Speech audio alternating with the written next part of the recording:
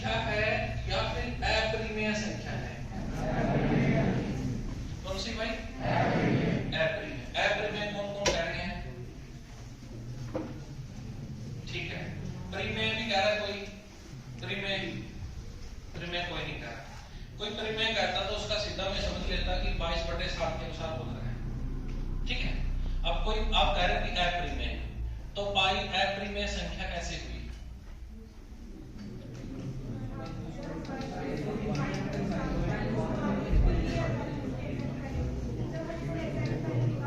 हो गया। और आप में से कौन बताएगा? हाथ खड़ा करें। आपने बोला कि पाई अपरिमेय संख्या है। परिमेय कहते तो मैं कुछ नहीं पूछता, क्योंकि मैं समझ लेता 22/7 दिमाग के कारण बोल रहा है। अपरिमेय आपने बोला, तो पाई अपरिमेय संख्या क्यों है? हाथ खड़ा करें सबका, वो बताएंगे। और बाकी सबने वैसे ही बोल दिया। इससे अच्छा तो परिमेय बोलना चाहिए था।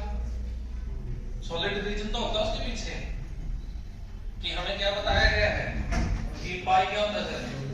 22/7। सबको दिखाई दे रहा है p बटे क्या होगी परिमेय संख्या। परिमेय होने का तो रीजन आ गया, अपरिमेय होने का रीजन पूरा इनफाइनाइट रह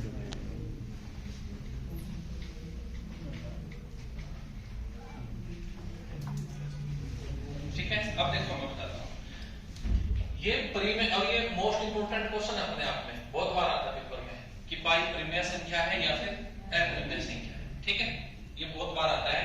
ये तब हमें पता चलेगा जब हमें पता हो कि पाई ही क्या है। सिर्फ ये याद करने से काम नहीं चलेगा कि 22/7। चलो 22/7 इसकी वैल्यू मान लें।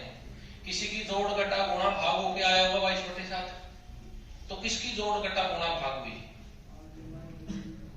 ठीक है, यानी कि तब ये डिसीजन ले पाएंगे हम कि पाई परिमेय संख्या है या अपरिमेय संख्या, जब हमें पता हो कि पाई ही क्या है। अब पाई आप कह दोगे सर 3.14 22/7, मैं मान लेता हूं आपकी बात हो, तो इसकी वैल्यू है।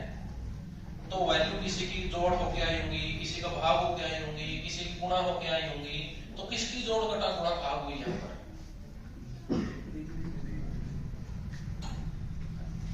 देखो, जानते हैं कि पाई क्या है, हमें ये नहीं पता होगा कि पाई क्या है, तो हम नहीं डिसीजन ले सकते कि ये परिमेय संख्या है या फिर अपरिमेय संख्या है। राइट है? तो सबसे पहले यही बात आप जानते हैं।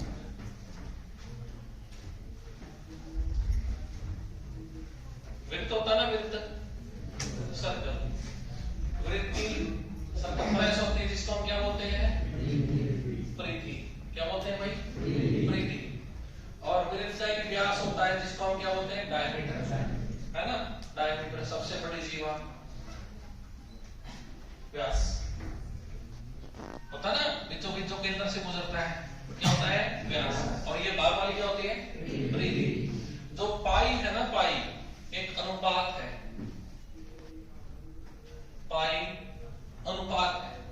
अनुपात होता है ना, जैसे कि 5:7, मतलब 5/7।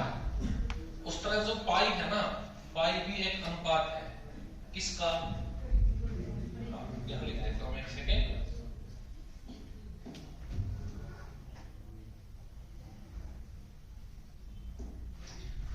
पाई अनुपात है वृत्ति परिधि अनुपात में वृत्त का व्यास। वृत्त की परिधि वृत्त का व्यास, यानी कि क्या मतलब हुआ? पाई बराबर है वृत्त की परिधि बटे में वृत्त का व्यास। कोई भी वृत्त ले लो, छोटा ले लो, बड़ा ले लो, उससे बड़ा ले लो, उससे बड़ा ले लो। पाई की आप वैल्यू निकालोगे तो क्या करो? उसकी परिधि माप लो। परिधि मापोगे, यहां से रखोगे और ये पूरा पूरा माप लोगे कि कितना टोटल, और एक क्या माप लो? उसका डायमीटर। और उसकी परिधि को डिवाइड करो उसके व्यास से। ठीक है ना? जब डिवाइड करोगे तो आपका क्या आएगा? 3.14575723, और ये आते ही जाएगा, आते ही जाएगा, आते ही जाएगा।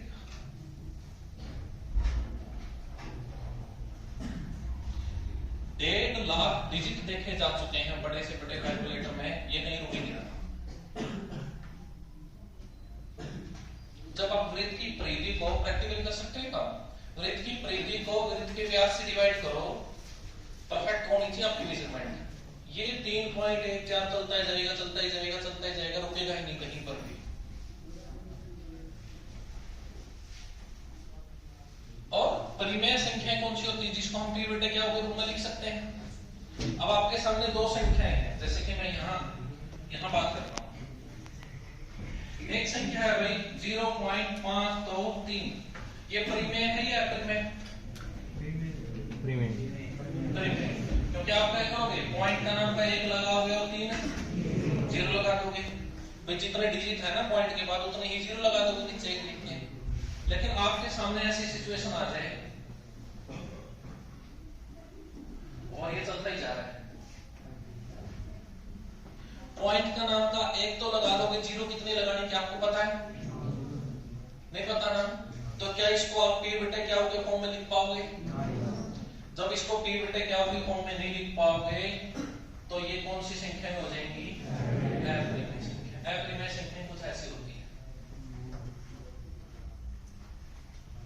जो पॉइंट के बाद रुकती नहीं है और ना रिपीट होती है। ये भी चैप्टर में क्लियर होता है रिपीट नॉन रिपीट का, ठीक है? जो पॉइंट के बाद रुकती नहीं है, फिलहाल ये मान के चलो।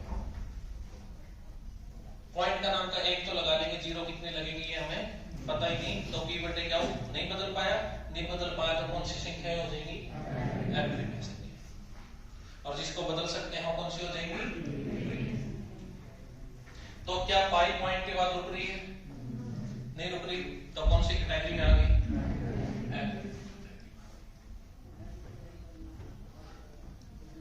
यही हाल √3 का होता है, यही हाल √2 का होता है। जो परफेक्ट स्क्वायर रूट संख्याएं नहीं है और रूट के अंदर हो, सभी ऐसी ही होती है। अब यदि मैं बात करूं भाई √3, तो √3 1.732 ही नहीं है, इसका कोई एंड ही नहीं है। पॉइंट का 1 तो लगा लेंगे, 0 कितने लगेंगी पता ही नहीं, तो ये संख्या किसमें आ गई? अपरिमेय में आ गई, ठीक है? जो परफेक्ट स्क्वायर रूट संख्या नहीं है सारी की सारी क्या होती हैं?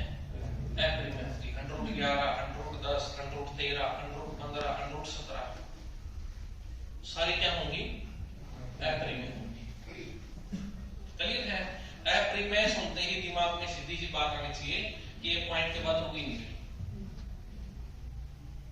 और जो संख्या पॉइंट के बाद नहीं रुकती उन्हीं को हम पी बटे क्या के रूप में नहीं लिख सकते, बाकी सबको लिख सकते हैं। क्लियर भाई? ये पॉइंट के बाद रुक रही थी, पॉइंट के बाद रुक रही थी, किस कैटेगरी में रखी हुई है? रेस्ट। क्लियर है? पाई क्या है यार, बहुत ज्यादा आने वाला क्वेश्चन है। तो पाई क्या है? एक अपरिमेय संख्या। ज्यादातर यहाँ गलती करेंगे इसको परिमेय करने की, क्योंकि हमें क्या बताया जाता है 22/7। अब कहोगे सर 22/7 का क्या चक्कर है? पाई तो मिल ही नहीं रहा, पाई तो मिल ही नहीं रहा। तो पाई का पड़ोसी है 22/7। 22/7 से पहले पाई की वैल्यू ली जाती थी 25/8। फिर बाद में पता चला कि 25/8 तो थोड़ा दूर का पड़ोसी है, जिसकी दीवार के साथ दीवार लगती है ना, वो कौन है? 22/7। पाई मिल नहीं रहा तो काम किससे चलाया जा रहा है? पड़ोसी से। तो 22/7 पाई की एग्जैक्ट वैल्यू नहीं है, पड़ोसी है। पाई और 22/7 एक ही नहीं है, 22/7 एक अलग है, पाई अलग है। तो पड़ोसी होने के कारण पाई मिल नहीं रहा, पूछताछ 22/7 से हो रही है। और पाई की बहुत ज्यादा इंपॉर्टेंट है स्पेस थ्योरी में। तो जब भी स्पेस में पाई की एग्जैक्ट वैल्यू होने के कारण क्या होता है, स्पेस में बस साइंटिस्ट ये बता पाते हैं कि ये पॉइंट इस सर्कल सी में होगा। जिस दिन पाई की वैल्यू एग्जैक्ट पाई की वैल्यू हमें मिल गई, उस दिन ये बताया जा सकता है कि स्पेस में ये चीज इस बिंदु पे है। 22/7 नजदीक की वैल्यू है,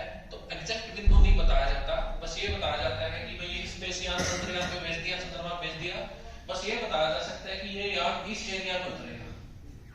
जिस दिन पाई मिल गई बिल्कुल ये बताया जा सकता है कि इस पॉइंट पर उतरेगा।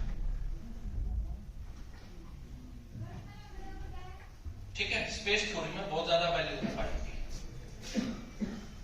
क्लियर भाई, एग्जैक्ट वैल्यू अभी तक इसकी नहीं मिल गई तो पाई के साथ तो छोड़ दिया जाएगा, उस वैल्यू को ले लेंगे। क्लियर भाई, ओके। एग्जैक्ट ना होने के कारण पाई किसकी तरफ जाएगी, एग्रीगेट। एग्जामिनर जानबूझ के देता है क्योंकि 10वीं तक हमें खूब बताया जाता है कि 22/7 22/7 22/7 का दिख रहा है p बटे क्या हो, p बटे क्या होगा तो किसकी तरफ जाएंगे,